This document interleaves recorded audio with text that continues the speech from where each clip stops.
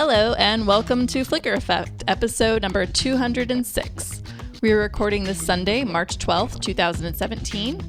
I'm Michelle Curry, and joining me this week is Bobby Jackson. Hello. And Yasha Wilson. Hey. David Lott's taking a break this week, because, he's too cool for us now, apparently. But just a reminder, our podcast is available on iTunes and Google Play Music and on iHeartRadio app. To find us, you can just search for Flicker Effect. We're like everywhere now. We are all over the interwebs. We're not hard to find if you're looking for us. We're That's really the not. way it goes. We're really not. I mean, you can even find us on YouTube. Just go to YouTube and just type in Flicker Effect and we pop up. It's pretty cool. That's the way I like to listen, because I will typically listen to a lot of podcasts or video podcasts on YouTube. So I'm always on our webpage on YouTube and listening there, because I do listen to our own show. Personally, I go directly to the source. I like to surf our website every now and then and just kind of check that out and click on our links there. I like our website a lot. I think it's got a good design. It's really silly, but I like just seeing the imagery change. I know it's so dumb, but I'm like, I just like watching the photos change as I listen to us talk. I need help. What can I say? So I'll be honest. I have not been seeing a lot of stuff. I've been really lazy. I really haven't been on TV.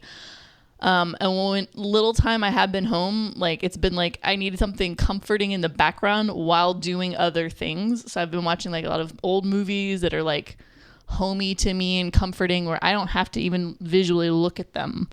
I just listen to them in the background. So yeah, that's what I've been doing. I basically have seen Logan and done my homework there, and that's about it. There's nothing wrong with that. Every now and then that happens. I mean, we don't all get a chance to watch something new. I feel bad at times when they're when David or, Bobby even asks me, he's like, oh, so what have you watched? Old reruns of The Office? Does that count? No? Shit. Right. How about Friends? Yay. That new exciting show that came out in 1996? Right. So, yeah. Well, so don't feel bad, Michelle. Yeah, I just saw the other day that Buffy the Vampire Slayer show is celebrating 20 years. And one, I have to say, holy fuck, I feel old when I see that. Jesus, Mary and Joseph, 20 years. And then the other part of me gets all nostalgic and is like, I should start watching Buffy again. That's where Bobby was at that. Yeah.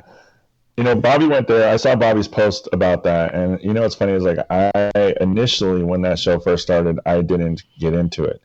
I thought I didn't watch it. I didn't give it a shot. I thought I was it's going to be as corny as the movie was. And it's just going to be stupid. It's going to be this. It's going to be that. I just came in with all of these presumptive ideas of what the show is or what it was going to be about. Right. And a friend of mine that I used to work with, who was huge into comic books and all this type of stuff, basically talked me into it. And he's like, no, you have to give it a shot. Gave it a shot. Absolutely loved it. Some of the best television ever was, done. And it was, Joss Whedon and everything like that. It was such an exciting, fun show. It was. And it was in a really, really weird way when it came out. It was kind of ahead of its time for that kind of comedy and that kind of writing. I'm impressed it made it to the air, truth be told. And yeah, I watched the first at least 3 seasons solidly, if not maybe the first 4 seasons solidly when they came out. And then I never watched the last few, because it kind of went a smidgen off the rails. But and then I actually kind of watched a little bit of Angel.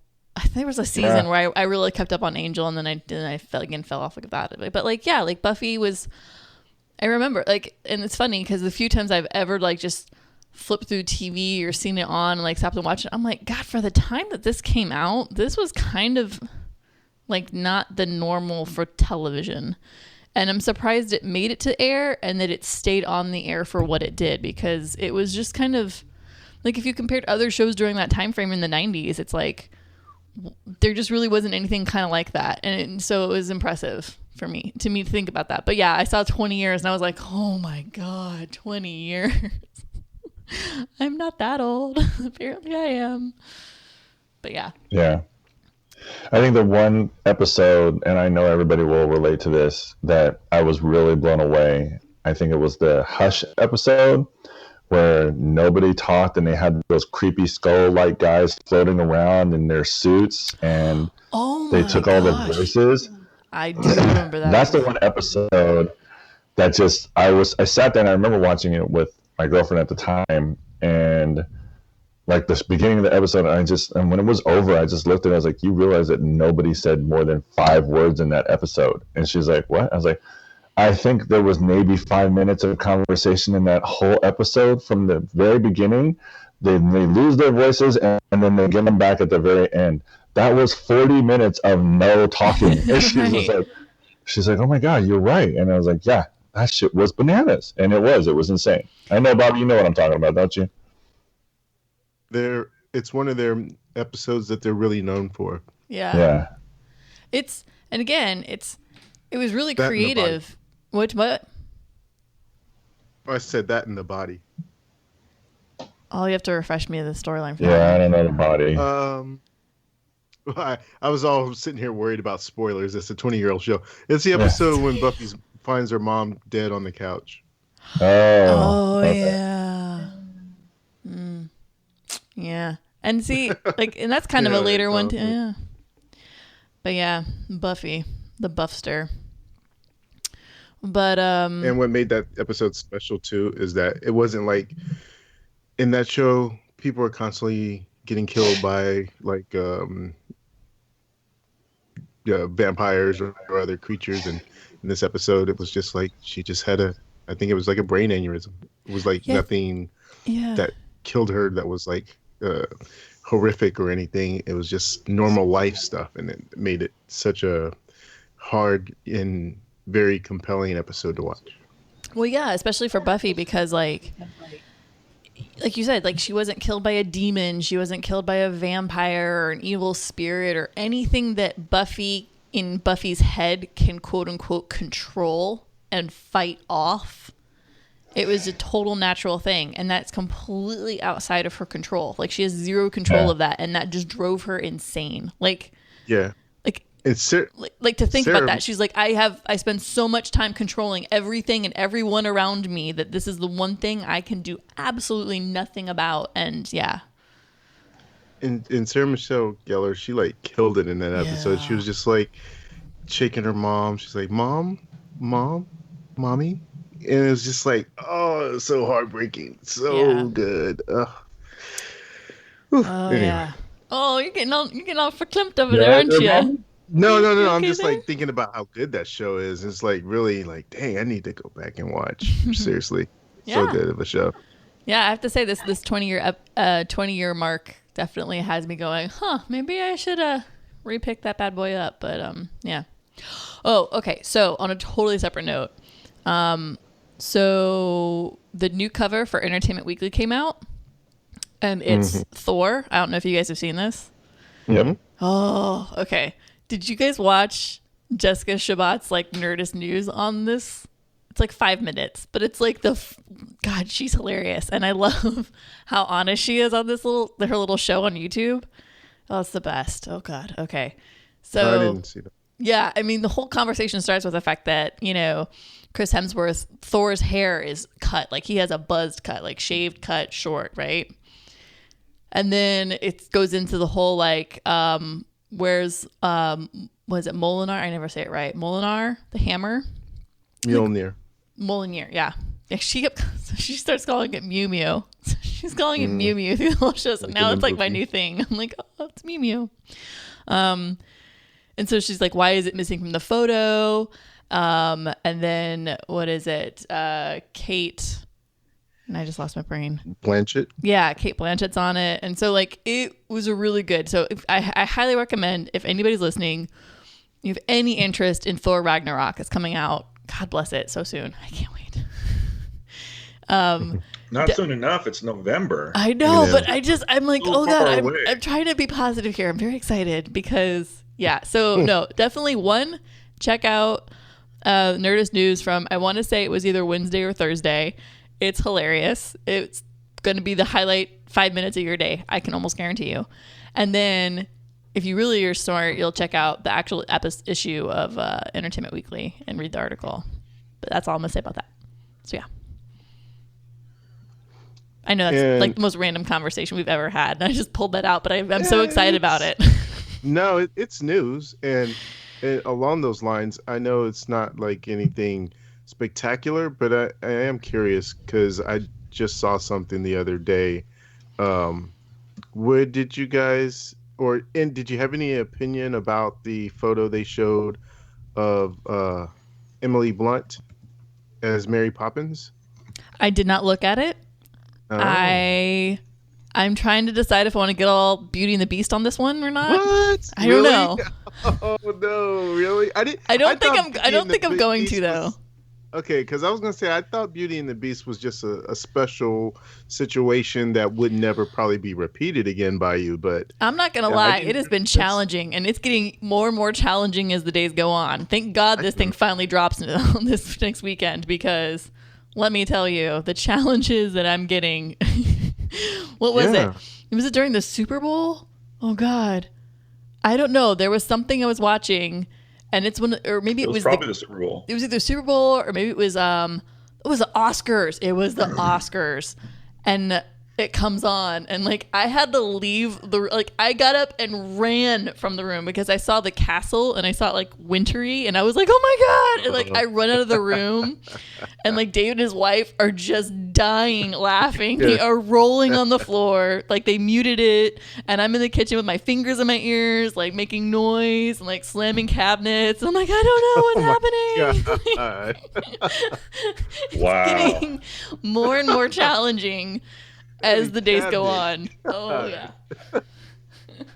And like so have you been able to hold it out pretty good? I have because thank God the trailers all start with Cinderella Castle basically like in a snowy winter scene. So it's like as soon as I see that, I'm like, change the channel, mute it, walk out of the room, get out of here. Like I go into like crazy mode. It's sad and pathetic and funny all at the same time. What do you do when you go into the theater? Because they have those big standees and those posters and stuff. So how are you able to not see that? I don't know. I guess I catch a little bit of my peripheral of it, and I don't look. I just walk by it. I look the other way. I'm in such good avoid like on like Facebook, like as soon as like I see like anything like even remotely like the tip of Emma Watson's little tendrily hair, I'm like, nope, keep moving. Like I literally it's been very hard, but I've done really, really well, and I don't think I could ever do this ever again. In this day and age, it is very difficult. I'm impressed. I'm impressed by yours and Bobby's dedication when it comes to that. Like, I mean, I do pretty good when it comes to like, I'll see the first maybe teaser and then like the initial trailer for a movie, and then it's like, okay, well, I'm done. Like, I don't need to watch anything else, and I'll just kind of ostracize myself from anything that moves forward with that. I'm just like, okay, like I'll, trailer 3 or trailer 4 or this new teaser or this new, new footage from overseas, and I'm like, nope. I don't need to see any of that. Like, I'm already into this. But Bobby, like, when Star Wars was coming out, he was like, I'm not watching any of it. When you came out, you weren't even opening magazines. You weren't opening links. You were just like, I'm not about any of this stuff. And, I mean, I'm impressed. Like, I don't know if I could do just that. Like, I mean, I get way too excited, and yet still I remove just a few things from my world. And you guys just completely take it out, and I commend you both. I applaud you both. It's challenging. For that type of dedication. Yeah, it's not easy. Going back to Mary Poppins, I actually haven't looked at it, and I don't think I can not look at it. I think I'm just going to try to keep myself as to not like get obsessive about Mary Poppins. I think I'm just going to kind of, as it comes, I'll be like, oh yeah, hey, look at that, and just kind of go with it. But I'm not. I can't. And I say that also It's because underwhelming. I'm mixed on the whole situation as a whole too. Still, I'm still very like can't even believe this is really happening. Kind of in the way like I think you guys are for the Han Solo project. I think you guys are like we kind of like it, but at the same time, why? And I think that's kind of how I feel about the Mary Poppins thing. It's so underwhelming. Like the image that they released, to me is, and this is taking away from the Emily Blunt thing that I have, but like no, and all we'll just skip over that right now. Yeah, just taking away from it is just like you see it and you're just like they tried it. For me, it feels like they try to modern it up just a little bit, not too much. You don't see her face. You just like you kind of see it's like okay, like. In all honesty, like if you saw this image, you would think that it might be an image from the movie Brooklyn.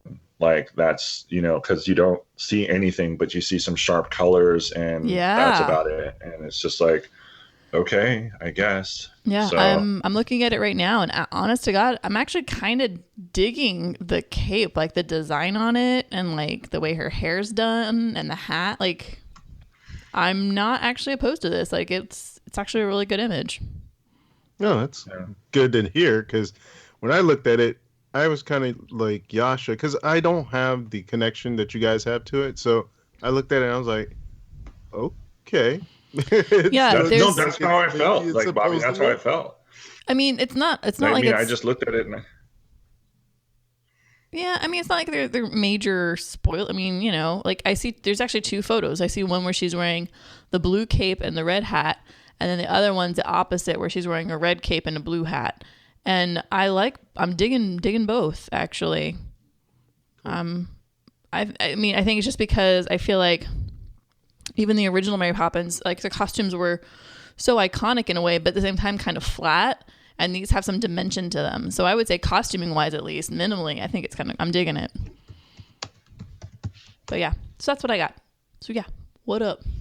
So anything else exciting, guys, in your lives? I wasn't for sure whether or not I was going to talk about this either this week or in general or at all. Oh, do tell. Yeah. So I think it was maybe a week ago or possibly 2 weeks at this point that I had a chance to see a movie that I had never seen before and was able to knock it off my list of films. And it was actually playing at a theater, so I got to see it in a theater.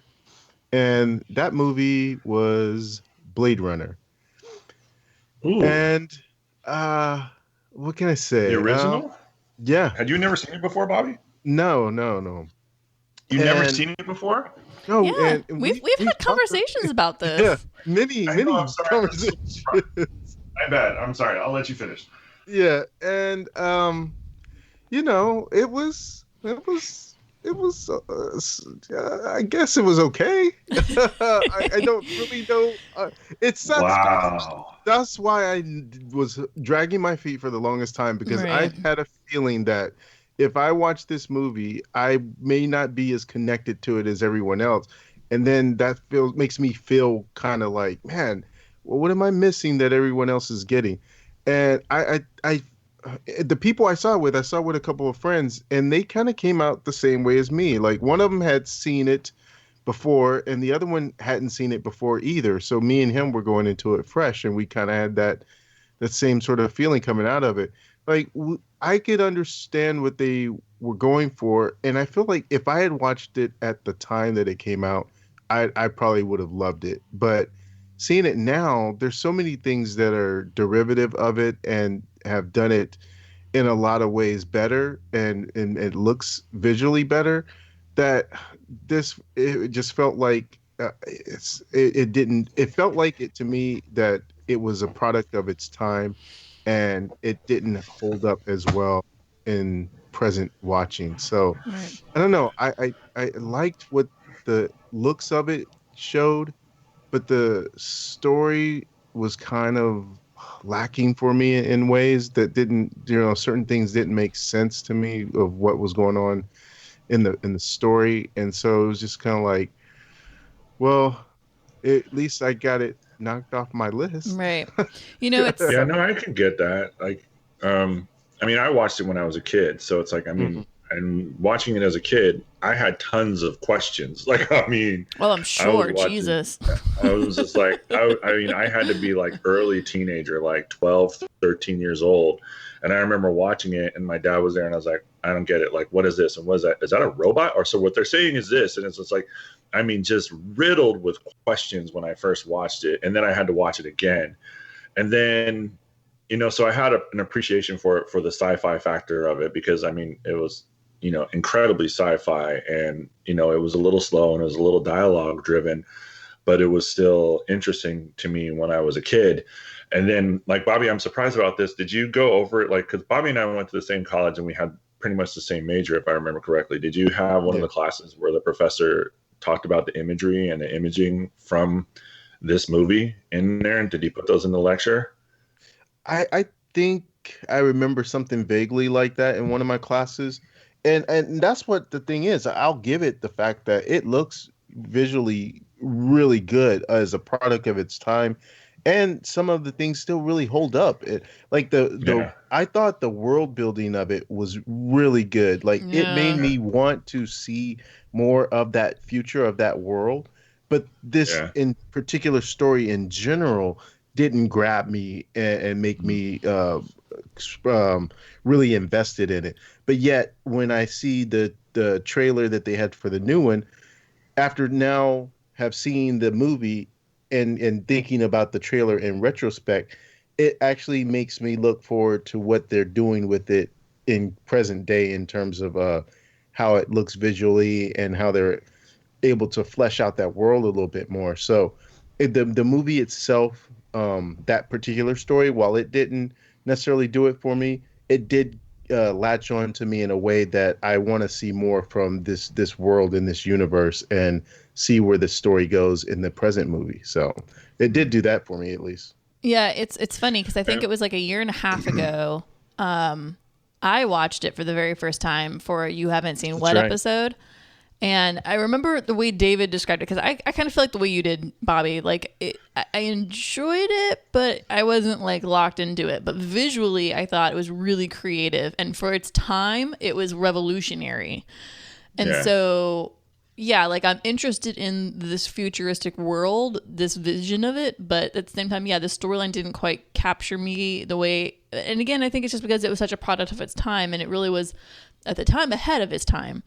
And David had worded it really well. Now I'm trying to remember what he said, but like I kind of gave him my little review of it, and then David had kind of said this whole thing about like, it's a product of its time, and it's almost like you kind of had to just be there, and that unfortunately, because it was so enjoyed as much as it was, it's held to a higher level pedestal in some people's mind in a cult way, that it's almost like it's too hyped up to watch it now, because now you're like, wait, what? Really? This was what now? That's a really good way of saying it. That's really, really and it's not that it's bad. It's just that it's just time difference and when you saw it and when it was and how it is. And I'm just trying to remember. Like David put it really, really well. I'll have to find the episode one day and we'll have to play it. Like when we all kind of, I think when the new one comes out, we should like have a small discussion about it. But like, yeah. So I am curious about the new one that's coming out. But yeah. I totally understand how you feel, Bobby. I'm right there with you. It's a. And I get it. Like, I mean, it's a very dark, it's gritty, but I mean, I look at it as like, I think back and it's like, this movie was made in 82. Right. Like, this looks like it could almost be made like within 5 to 10 years from now. Like, that's how the special effects and, the buildings and the world and everything that they came in, so far forward when it comes to what effects and how it was. Yeah. I mean, I remember even watching. I remember watching it and thinking, there's no way that I remember thinking like, wow, if I had not known this was made in 82, I would have thought that this was made in like 1990 or 1991, at least 10 years after it actually was made. Yeah. And, and that's one of the things that our professor discussed, is like, look at the imagery, look at the lights, look at the buildings, look at how, this is put together. And now, they create this and, all the colors and, what they're trying to have you drawn more towards. Like, it was really interesting. And it's like, and that kind of gave me a better appreciation for the movie as well in a whole. And I kind of went back and watched, clips of it on YouTube because of that whole lecture. And I mean, I can totally understand where you're coming from and what you mean by that, because I mean, even David said it. I think when he went back and he watched Tommy Boy. Now I watched Tommy Boy, just a couple of weeks ago because I was like, oh, it's trending on Netflix. Yeah, that sounds great. I'll watch that for background noise, and I still enjoy and laugh at all of it. Mm-hmm. He watched it and he was just like, I don't get it. Like, why is this such a revered, comedy? Right. But I watched it when I was, 19 or whenever it came out in the theaters, or 17 or whatever it was.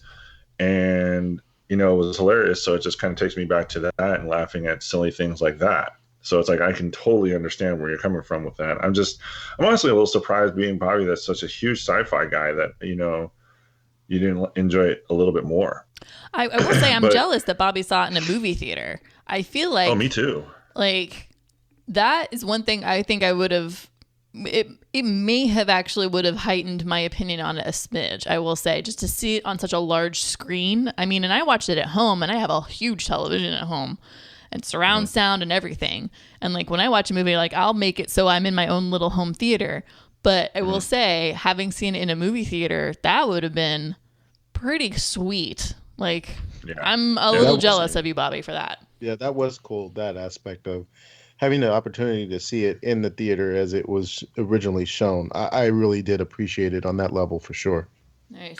There's a theater over here in Costa Mesa. I mean, this doesn't really do much for you, for Michelle, but they have Way Back Wednesday showing, and they'll put all kinds of stuff like out there. Like, I've driven by and they're like, oh, they're playing Ghostbusters, the original, on the big screen, or they'll play, what is it, like the Who Loves You Baby? Like, I mean, they'll play all kinds of stuff. Kojak, not that, but not Kojak. Casablanca. There it is. They'll put Casablanca on the screen and stuff like that. Like, sorry, I don't know why I said Who Loves You Baby. Like, that was really off. You need to say play it again, Sam. Play it again. That's what I was going for. There we go. I thought of Kojak too when I was like, said that. Kojak? So, like, Teddy Savalas? They're throwing down some episodes of Kojak? That is kind of cool, actually. So, but they do like way back movies like that, and they've put Indiana Jones up there, Raiders of the Lost Ark, and like all that stuff. I will say, when I am given an opportunity to watch the original 3 Indiana Jones on a screen, it's probably happening. I'm probably going. Yeah, I actually want to do that. Like, I actually would love to do that. Like, watching Raiders on the big screen is, it's so good. I think that theater that I saw Blade Runner in is showing Indiana Jones on. They have this thing where they're showing, I think it's like 25 classic 80s and or movies of the last, I think maybe 30 years or so. And it was like that and Ghostbusters and Gremlins and Clockwork Orange, and there's like a whole bunch of them. And it's like it's like $5, to go watch these movies. I think we watched it on Friday night. So yeah, they do it for Friday and Saturday. It's pretty good. Sweet. I'm jealous. Well, if nobody has anything else. Nope. We did see a movie that's actually recent that came out. Little movie called Logan. What's the movie called? It's called Logan. It's based on a character in the Marvel Cinematic Universe. Marvel Universe. Marvel. It's the Fox Marvel. But I was gonna say, as soon as I said that, as soon as it left my lips, I was like, oh, I should correct myself. It's based on a character in the Marvel comic world of the X-Men, and it's gaining. It's got some word of mouth, Got a little traction. It's got a little traction to it. So, but we all saw that, and we'll just jump into our review. And I know there's only 3 of us, but I feel like it would be weird to not go to a higher power to dictate who gets to review this first. Bring it. Especially because I think we all were a little excited for this film, so I'm gonna bring it out. Here it comes. Yasha, you say it. The Bowl of Destiny. That's right. The bitch is back. Here she comes. The bitch is back. All right, and first one is son of a bitch. pretty safe to say it's you, Michelle. That would be me. Damn this bowl. We appreciate your honesty. Man, it is an explicit episode this year. Okay, so we'll do what we normally do. We'll give our spoiler free, and then if we feel like we want to talk about spoilers, which I'm not gonna lie to you, I'm gonna talk some spoilers, kids. That's happening. But we'll do that a little bit later. So Logan, again, so this is the Fox movie world version. You know what? I pulled up a really great synopsis, and I'm going to read it because I was like, damn, that encapsulated that really freaking well. Hold on. Sorry, I'm going to take too long to do this. Where was it? Anyways, so Logan. Why does it keep saying Old Man Logan? We don't need to go there. I don't need to go to Logan, Canada. Who's going to Logan, Canada? Nobody's going to Logan, Canada. Anyways. So, in essence, Logan is kind of like Wolverine 3, like the third version, kind of. Basically, what it is it's set in 2029. The mutant population has shrunk significantly, and the X-Men have disbanded. No new mutants have been born in over 20 years, and as their numbers dwindle, Professor X's dreams of a new stage in evolution slowly die. Weary Logan has surrendered himself to alcoholism and is now earning life as a limo driver chauffeur on a Mexican border. And yeah, I won't go too much further, although I'm sure, judging by trailers, people can tell there's a little girl at some point in this film. And you see Professor X, so everybody kind of knows that Logan's taking care of Professor X at this point. Both of them have aged significantly, and as Logan's aging, his abilities to rebuild himself and to heal are fading as well.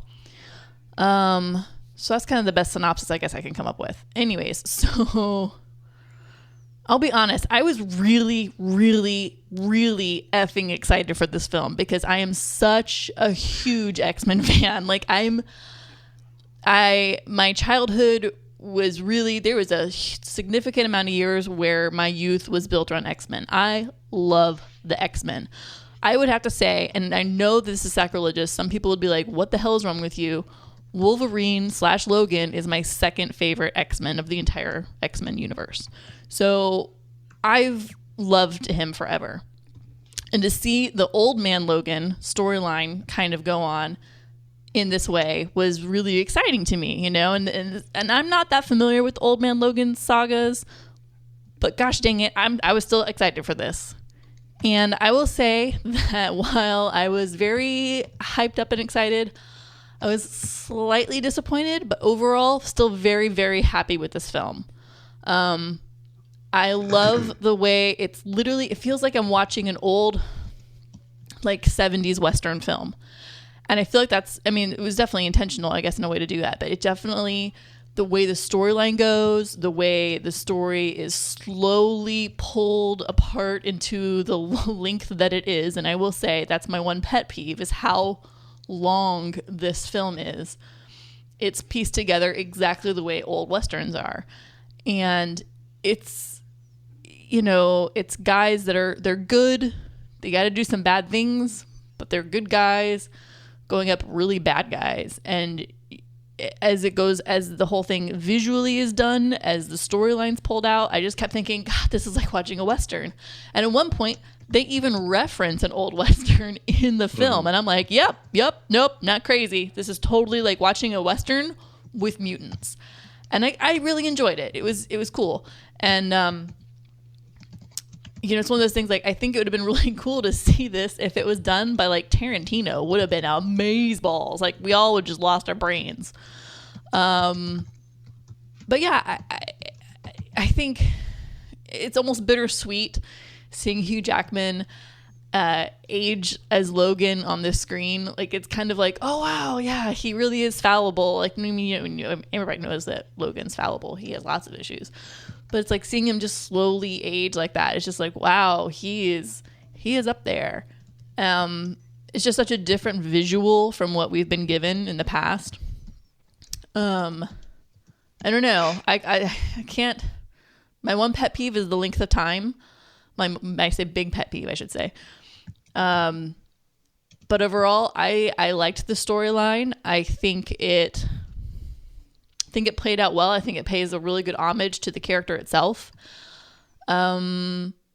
The downside is I think it still leaves a lot of questions because it's like there's all these little topics that are happening in the film that are all kind of like this sideline thing. It's all kind of background, like stuff in Westchester and issues with Professor X and what's going on with the actual mutant population. Like all these things are all such background stories.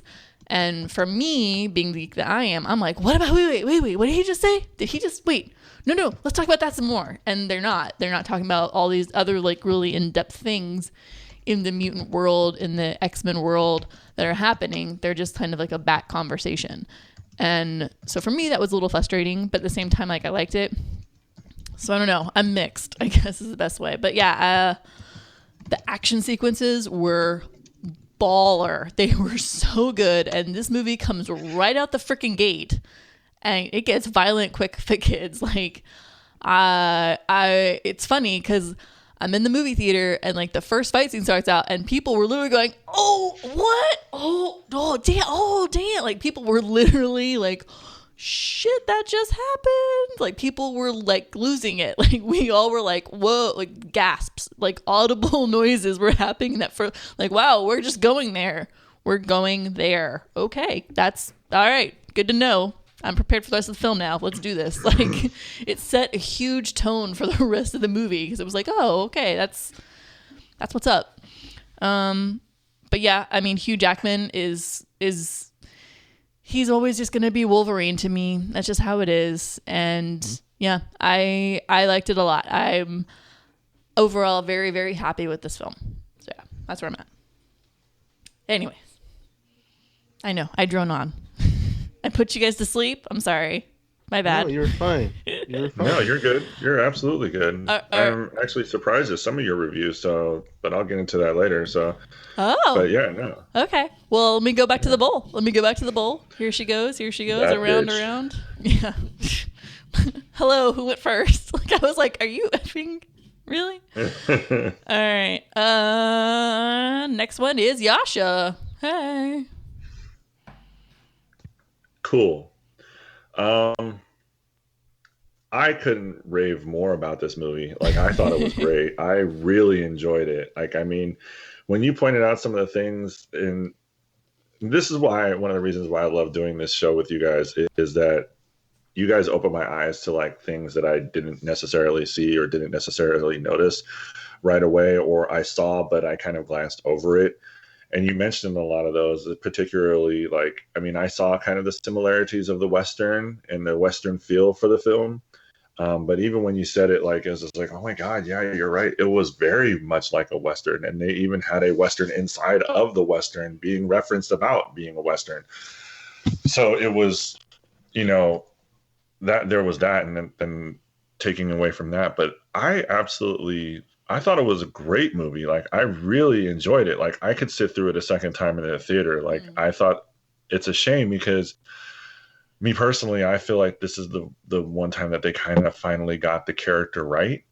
And it just really worked with the whole storyline. And I don't know too much about the Old Man Logan story, but to me, it's like, I really think that they messed up Wolverine Origins, X-Men Origins Wolverine. I mean, it was fun to watch to an extent, but I still feel like they messed up a lot of that. And then the second one with the Silver Samurai, debacle, that wasn't the Silver Samurai. And I'm watching that and I'm just like, this is not accurate even a little bit. And I feel like we lost a lot from that character. And then, to see them finally get the story or his storyline right, or this character really accurate, and for it to be his last time doing it, it kind of bummed me out, but it was a lot of fun to watch. Like, I really, really enjoyed it. one of the things, like you mentioned, people like making audible gasps and whatnot throughout the movie when they first jump in and like really take a full steam ahead with the violence and how graphic it's going to be, to let you know, like, hey, this is in fact going to be a rated R movie wholeheartedly. I mean, throughout the movie, they were started to get people applauding and clapping and cheering. And that's one of the reasons why I love seeing a really exciting movie so early, because when something happens and basically our hero is doing well, the audience reacts, and they know that they can't hear it, but the reaction of the audience to me is just as much fun, because you're surrounded by people that just love this just as much as you do. Mm-hmm. And to me, that's something special. Like, I remember going to movies with Bobby when it was opening night, or us talking about movies when it was opening night. Even for an X-Men movie, we went and saw X-Men 2, me and some friends, midnight years ago. And I was getting my popcorn, and this kid walked by, head to toe Wolverine costume, just head to toe. Nice. And I looked at my buddy and I was like, I'm sorry, did Wolverine just walk by me? And he's like, oh, wait till you see Professor X. They got a little kid in a wheelchair. And I'm like, shut your face. And sure enough, like, we went into the theater and there they were. Like, they had Nightcrawler and everybody painted from head to toe, Sabretooth, to the point where they were putting on like a little skit, a little show at the beginning, at the bottom of the theater. And I thought that was the coolest thing. Like, I was like, they're just enjoying the hell out of this. Like, they just love this. They love these characters, and this is so much fun. Anyways, I'm getting a little sidetracked, but getting back to the movie, I absolutely just loved the characters. I loved the character playing off of each other, the implementation of it. The little girl was amazing. Oh, yeah, Daphne Keane, dude. She is a beast. Right? Like, she was killing it. And she played Laura. Yeah. She was fantastic. I couldn't believe how good she was. Like, she just killed it. Like, from start to finish, it's just like, wow, she is really, really good. And, you know, Hugh Jackman is Hugh Jackman. He's always going to be Wolverine. I don't care who they cast next to try and keep the character going, because the franchise is successful. I don't know what storyline that they would possibly go with. But we're going to get to that in spoiler. But this was gritty. This was dark. It played really well into the rated R aspect of the film. Like, it wasn't, to me, it didn't feel like it was forced. It all felt fairly natural and fluid. And like you said, Michelle's like, he's not necessarily a good guy, but he's a bad guy who happens to have to do good things every now and then. And he's handling it as best as he can, which isn't very well. And he's moving along with it. And I thought it was a great film. I really enjoyed it. Like, I mean, I didn't think it was too long or anything. I actually could have watched a little bit longer, a little bit more of it, but I had a good time with it. I really did. I raved to my friends. I was like, you have to go see this movie, and you make sure that you're there on time, because there is a Deadpool teaser and it is absolutely fantastic. Oh, yeah. Yeah. I'm going to let Bobby go. We're going to have some serious conversations here soon. I can feel it. Mm-hmm. Yeah, well, not much I can say after what Yasha said. So I could echo his thoughts a lot, really. It was better, way better than I was hoping or expecting it to be.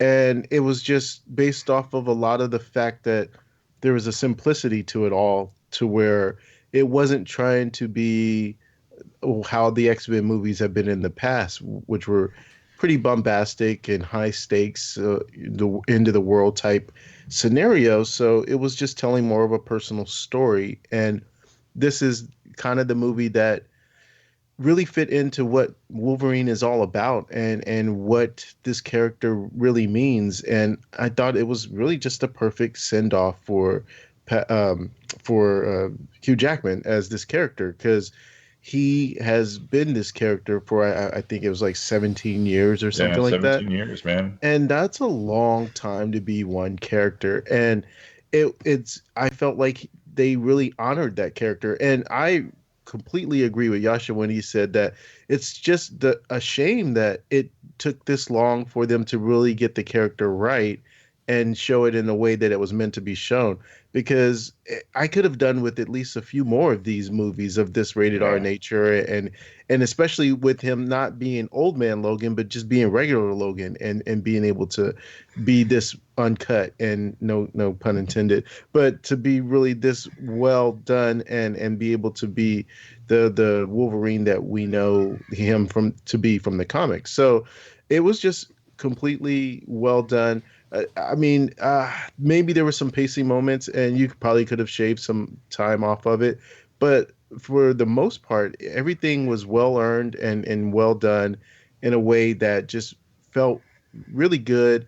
I would say, if there's anything that it was, maybe you would take some points away from it, would be possibly the villains. They're not necessarily and completely enthralling, but I don't typically go see my comic book movies for the villains. I usually see them for the heroes, and follow along with that story. And so that's always the most important element to me, and it definitely did what it needed to do in that category.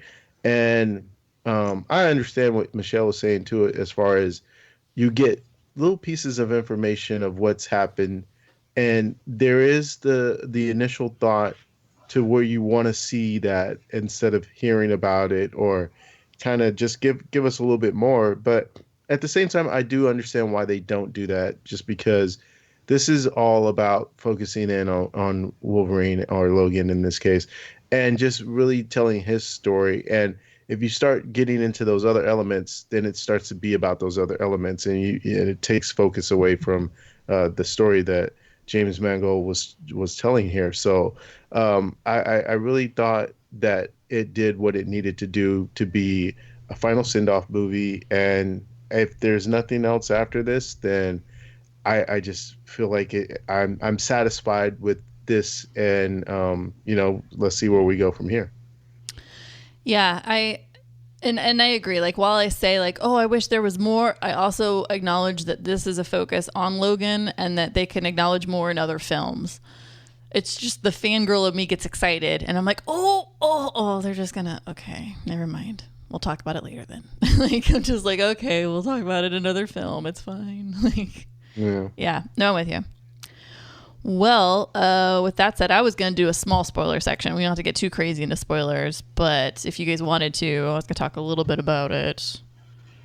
Let's do it. Okay. All right. So now, ladies and gentlemen, from here on out, we are in spoiler territory. Do not listen if you've not seen the film, or if you don't care to be spoiled. Just put it on pause, watch the film, develop your own thoughts, come back, listen to us. Get mad at us, agree with us, whatever. It's cool. We're down with it. But at this point on, if you haven't seen the movie yet, come on, let's be real. What the hell are you doing? Right. What are you doing? What are you doing with your life? Jeez. So here we are in spoiler territory. And I kind of like doing spoilers really more as just conversation. Like, oh, well, how about this or how about that? But real quick, I'd love to touch on the Deadpool teaser trailer that happened at the beginning. I'm going to come right out and say I had no effing clue that was happening. And when it did, I was giddy as oh God, I lost my mind. I was so happy. Oh, I was ecstatic. Like, I had heard, I think David sent out something, or there was I saw something somewhere as Deadpool teaser attached to Logan. And I'm like, shut the fuck up. Like, excuse my language, but I was like, no way. Right. And when it started, I literally just smiled. Like, I was just like, oh, this is so great. Like, I can't believe that they're doing this, because the way that they cut it, I don't know how they cut it on your screen, but it's like they went through all the other trailers, and then they did the whole intro for hey, welcome to AMC, which usually leads into the movie. So I was like, oh, I guess they didn't have the trailer for this one. And they put it on top of the movie like it was part of the movie. And I was ecstatic. I was so excited to see the trailer and see the teaser for Deadpool sequel. I can't wait. And I thought it was perfect. I thought it was fantastic. And it was just, Ryan Reynolds is genius. It's fabulous. It's like it leaves me speechless in a way. Yeah. So good. And I love the fact that they actually in the background they had Logan playing at the theater that he was at. Like, I mean, it was so many like little subtle nods to it that it was just great. It was so fun. Yeah, it had that. There was a movie poster. My thing, like, what got me excited, like the phone booth has, Nathan Summers Returns, and I was just like, oh my god. Yeah, it was so good. It was so good. It was just it makes me that much more excited for the sequel. Like, if they keep it in the same vein of what they did with the first one, I mean, how good is this movie going to be? Like, how good is Deadpool going to be? Because everybody knows that it was like one of my favorites, if not my favorite movie of the year when it came out. Right. Like, I can't wait to see what they do with the second one. Like, if they just stay in the same vein and give the fans more of what they want and what they liked, they're going to kill it. Totally. And it'll be interesting to see the addition of Cable and Domino in there. So that's what I'm really curious to see how that'll get handled. Because we did get word this past week of the casting for Domino. I don't know. Did you guys get a chance to see that? Yeah. Oh, yeah. So we did get the actress from Atlanta, whose name escapes me at the moment. Zazie Beetz. There you go. Thanks, Joshua. She did get cast as Domino, and I know that a few other people were in the running, like Kerry Washington, and I think it was Kerry Washington, really? Yeah, she was in the mix, and I can't think of her name, but the Sienna Miller, I think, or someone like that. I might be confusing her name with one of the other actresses that's kind of similar to her, but I remember there was a few names in the running. So then when they announced her as winning, it just kind of came out of nowhere. But I think she's a great actress. I love her on Atlanta, so I think she could definitely handle the role. See, I've never even seen Atlanta, and I'm embarrassed to kind of say that, but I mean, I want to. I haven't gotten a chance to, so it's like I have no idea what her talent skills are like, but I mean, she's probably got some really great acting chops, and I hope she has some really good comedic timing because she's going to be playing off of what I like to think of as one of the best comedic talents out there right now. I'm looking forward to it as a whole. Like, it just makes me giddy, and seeing that teaser trailer oh god, and it's so far away. It's so sad. So my other big thing that I was going to talk about was the New Mutants that came out of this film. That the New Mutants were all basically derivatives of older mutants. They were, what is it? I guess I can't think of the word now. That they were all, scientifically bonded, as they were in utero, I guess, in a way, with different DNAs. They were being created as an embryo. And Laura being Logan's, I guess, technically daughter in a way, because it's his biology, his DNA, his everything I like it and I don't like it, as weird as that sounds. And it's kind of interesting because as you're watching the kids go through the film there at the end and you see their talents, even in the video that lady, the nurse shot, and you're seeing them utilize their talents, you can go, oh, then that must be so-and-so's DNA, and that's so-and-so's DNA, and that's so-and-so's DNA. Like, you start like realizing that they had captured that the company that I can't think of now because I didn't pull it up because I'm an idiot, that had everybody's DNA on file in some way or form to create these new mutants. Like, it's kind of heartbreaking in a way. Like, I don't know. It makes me sad that that's what happened in the storyline, because it's definitely going to be, if they continue down this timeline, and I say down this timeline because now there's two timelines, thanks to the one X-Men movie, like, it's the realization that, wow, this could really go on to something really, I don't know. I'm curious to see how this will play out. And that's really all I was going to say about that. But it's kind of sad to me, but kind of cool at the same time. So, thoughts? No thoughts? Oh, go ahead, Bobby. No, after you. Okay, well, I was just going to say, with the way that I have no preconceived notion of how Fox will go because as you kind of seen, their continuity is all over the place. To me, this suggests that they're following the original movie timeline because when in one part of the movie, Professor X says, "I remember when I first met you, you were involved in cage fights," and that was in the first X-Men movie. But if you think about the timeline from Days of Future Past and also from the First Class, the first time he met him really was in that bar when him and Magneto stepped up to him. Or even if you put beyond that, then he was still within the time frame of, if you look at Days of Future Past, they never make any mention of any bar or cage fights or anything else. The only time we ever saw that was in the original X-Men series that came out. So to me, this suggests that it's a different alternate universe and that it doesn't have to necessarily line up to anything else that they'll do going forward. But it does, I think, at this point, allow for them to just play around with things because people kind of know that these things aren't matching up right and don't, I think, fully expect them to, just as long as there's a good story and it at least holds up somewhat to what they're trying to do within the past films, then I think they kind of get a pass. And I thought that the thing that really grabbed me about what this movie did was that they literally had the balls to kill off Wolverine and to kill off Professor X. Yeah, dude. Oh my God. You want to talk about spoilers? Like, I was watching that and like I was like, oh, what the holy shit! Like, what just happened? Like the moment X-23 puts his hand on Xavier's chest, my heart my stomach went up into my throat and my heart sunk all at the same time. Like I was like, oh fuck, oh my god, no! Like, yeah, I'm right there with you. Like earth-shattering, crushing, soul-crushing, like to me, because I was just like, damn it, we can't just let him die as an old man. Like, Jesus, you're gonna have X-23 do it? Like, really?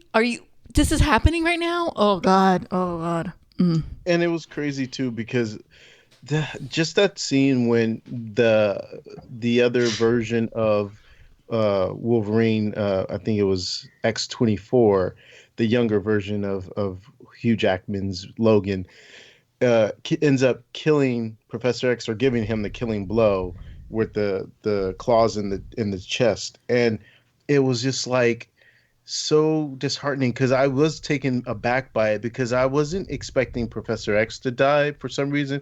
I kind of thought, yeah, maybe Logan will probably die in this film just because of all the circumstances, but I just wasn't expecting or prepared for Patrick Stewart's Professor X to go. So when it happened, I was stunned and shocked, and then the heartbreak of it is when Logan realizes what's happened and he's telling Professor X, it wasn't me, Charles. It wasn't me. He made specifically to know that he wouldn't have done that, yeah. that wasn't him. I was like, God, you're killing me right now. That was heartbreaking. Yeah. I'm right there with you. That was the scene in the movie too, where I was just kind of like, it was crushing. Like it really, for those that have watched these movies and been attached to these characters and know the relationship between these characters. And then on top of the fact that, Logan has been there for him and has continued to be there for him just to care for him and protect him from the world. And then for Charles to think that he might have done this. He just immediately right out the gate was like, it wasn't me. It wasn't me, Charles. It wasn't me. And it's just like, it was that right there was that scene alone was just like, I was just like, I think I speak for all of us when we all had the same reaction of jaw dropping, just like you said, having the balls to kill off Wolverine is one thing, but just to kill Professor X on screen like they did, I was so floored. Was not expecting it. I was not expecting it. I was just like, I was taken back. I was taken back, but I loved it. I thought it was perfect.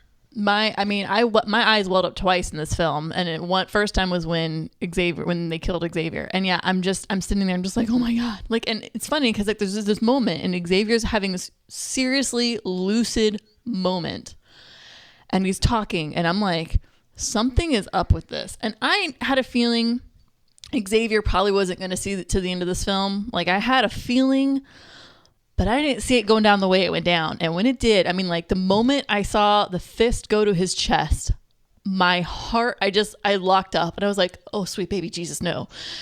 And then to watch Logan look at him and go, Charles, it wasn't me, Charles. Like, I was just like, oh my God, he's gonna, oh Jesus, this is horrific. Like, I was like, you guys are killing me. Like, this is just not, oh yeah, my little soul was crushed. And then, at the very end, like, I mean, I gotta say, like, it was this really cool moment, where Logan juices up from the transgen, like, blue juice. I don't know what they were calling it. I forget now. But, like, when he juices up and he just goes balls out ballistic on these guys. I was like, this is amazing. Like, I just sat there like, oh my God. It was like, it just was so iconic and it was so amazing. Like, at one point he leaps and flies through the air and puts I got so giddy. And then to watch the kids all work together and just go ape shit on them, I was like, yes, this is awesome. That was the part that I was talking about, where it's like the theater started to applaud. Like, when he was just full speed ahead, balls deep, like full sprint. People were just like, I mean, I could hear hell yeah, like when he was all juiced up. And this is what I'm talking about, when it's like we finally see this character and they finally get it right, because I feel like this is one of the first times that they actually showed berserker rage. Like, we get a taste of it in some of the other movies. I'm not going to say that we didn't, because we did, when he gets really upset. But this was like, I mean, he was berserkered out, like full force, full steam ahead. Like, I mean, he was growling. He was making noises. Like, he was totally roaring I mean, when he collaborates with Laura, and the first thing out of his mouth is like, "Get behind me," and they start fighting together, so in sync. It was just like, I know, this she is like so awesome. She like leaps off of his back. Yeah. It's so awesome. So magical. Like, it was so magical, and it's like so frustrating that we won't be able to see that character do that again, because they played and they choreographed that so awesomely off of each other. And you're just like, it was perfect. It was perfect. It like touches on him being a teacher back at the academy, and it touches on him like going, okay, if you did this and you worked off of her, you can play together and you could both attack this person using your powers if you worked off of each other like this.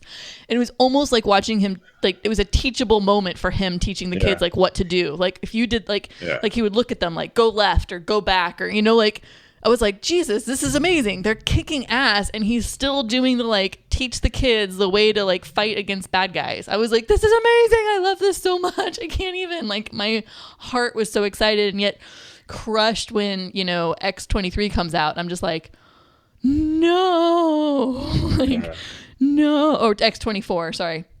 I was just like, no. And like, to watch, and at one point to watch them battle each other was kind of cool. But at the same time, I'm like, this isn't going to end well, because I'm like, X-24 it's going to happen. He's going to kill him. And I'm watching it. I'm like, I'm loving this and hating this all at the same time, because I know how it's going to, like, I'm like, this is not ending well. Like, and it just was kind of heartbreaking to watch at the same time and to actually see Logan die. I mean, I welled up, my eyes welled up. I had a tear roll down my cheek. I was a little crushed, but oh Logan. Yeah, I mean, you're right. I mean, I felt the same way. As like, this isn't going to end well, when I saw them going up against each other, because like, that was like Wolverine, at 100%, and the Wolverine we were dealing with is pretty much 50% the entire movie. Right. But it was still like watching them go at it, like, and I don't know how Hugh Jackman was able to do it, but the look of surprise on his face through almost every single fight scene when he was fighting himself was like, what the hell is this thing? Like, he was just so taken back. And it was, I mean, what else can I say? This is one of the reasons why I enjoyed the movie so much. I thought it was brilliant. I thought it was just fantastic. They did a great job. I don't really have any other major thoughts. All my other stuff is just kind of like little weird things. But there was one other part I wanted to sort of mention. Is dude. There was a scene when Professor X and Logan and Laura are in Vegas, and Professor X has a seizure, and everyone is frozen, and that scene plays out so cool because Logan has to make his way from downstairs all the way up to the hotel room before Professor X gets killed. And he's just going in this slow motion while everyone's frozen. And it was really done really well, especially in the theater I saw it in, because I got to see it in the Dolby Theater. Oh. And there was a reverb that was coming from the seats, from the sound that that it would make when Professor X was having a seizure. And so it was just reverbing in the seat. And then as you're watching and you see Logan fighting his way, and then he's just shoving his claws into people as they're frozen. And it was just such a cool scene. I just really love that setup and the way that it played out. It was just, there wasn't like a ton of huge set pieces or anything in this movie, but that one was one that really had me locked in, that it was just, I thought was well played, well done, using both the abilities of what Professor X can do and then the savagery of Wolverine. It was just so like just well done. It was. And it was funny because I'm watching it and to see Laura fighting it really hard, because I guess one of the reasons why Logan's able to fight it is because of the antimantium that surrounds his brain. It surrounds his skull. Mm-hmm. But to see Laura fighting it, for as much as she was, and she was doing well compared to everybody else. Yeah. I was like, damn, Laura's fighting it. She doesn't even have antimantium in here. I was like, that girl she's a beast. Like, and that's what I was kind of thinking as I'm watching it. I'm like, she's able to kind of fight this and move a little bit and do a little bit, whereas everybody else can like basically move their eyeballs. And I'm like, damn, that's awesome. Like, girl, like, and she's just 10. And I'm like, the things that she can do when she ages is going to be absolutely awesome and petrifying all at the same time. Because if she can kind of fight against that, Jesus, That's that was a question I actually did have in the movie is, will she age? Because one, she was created in a lab per se, but two, the fact that she ages slowly, probably like Wolverine. Right. Like, how old was she? How long will she be just a little girl like that for, I know. I thought about that too. I was like, oh my God, she's going to be like the never aging child. Like, she's just going to. But then yet she's an actress, so she will have to. She's going to have to. Like, yeah, so it'll be interesting to see if they go forward with this, what they will do with that. No, I had the exact same thought. I was like, how is she going to take, I mean, obviously they all have to age because they all were aged, because the kids were even different ages. But it was like, like, when is her aging process going to slow down? Is it like, I mean, I'm assuming, looking at Logan, it has to be somewhere when you hit like 30, I guess, when you're like full adulthood, they're calling that like kind of your major age. But even then you don't age quickly, like traditionally as a normal person would. I guess it's 2 or 3 times slower in a way, I guess. But even still, if she has adamantium all around her bones, how does she grow? This is true. Because, I mean, Logan was already an adult when he got his, so he was already full grown. Like, how does she grow? It's, there's so many questions. So many questions. So many questions. Oh, well. Yeah. Well, I think I'm good. I feel like I've beaten the crap out of Logan enough now. I still have more, but that's all just little fangirly things. But otherwise, I'm very happy with this film. Me too. Yeah, absolutely. I was ecstatic. Like I said, I could watch it again.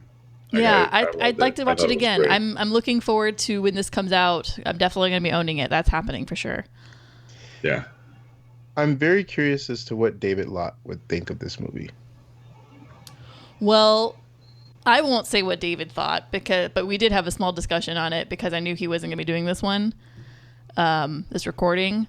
I think hopefully he'll mention something on the next record, or he'll do his own little record and kind of loop it into our session here. I I heard a little birdie say that maybe he might jump on to this recording. No, I don't think that's going to be happening, but maybe I think he might record something and kind of add it into our show, kind of like his little like add-on thing, just to kind of give his opinion. But yeah. So anyways, I guess if we're good with Logan, we can call this a wrap. Yeah, I got nothing else. Yeah. I'm good. Well, guys, I'm glad we got to discuss Logan. Bravo, Hugh Jackman. Thank you very much. Dude, I have to say, yeah, little hand clap, little golf clap is happening. I'm very happy. Yeah. Thank you, sir. Yep. Way to go out. If that was the last curtain call, that was a hell of a curtain call, man. Totally agreed. For both of them, really. Yeah. I fully agree. And Sir Patrick Stewart, yeah. Yep. Thank you very much for all your years as these iconic characters. I'm getting all emotional right now. Sorry. It's okay. Anyways, with that, I think we'll sign out. So yeah, have a listen to us. We're on YouTube. We're on iHeartRadio. We're on Google Play. We're on iTunes. We're on everything, guys. We're on our own website, for goodness sakes. So check us out. Keep listening. Send us in your comments, your questions, your concerns. If you want to say, what the hell are you thinking with this one or whatever, please, we want to hear. We'd like to discuss things. It's fun. And yeah, I mean, we're not looking for like internet trolls or anything, but if you want to like have a legitimate conversation, we are all ears. But with that said, yeah, good show, guys. I'm Michelle Curry. I'm Bobby Jackson. And I'm Yasha Wilson. Thank you for listening.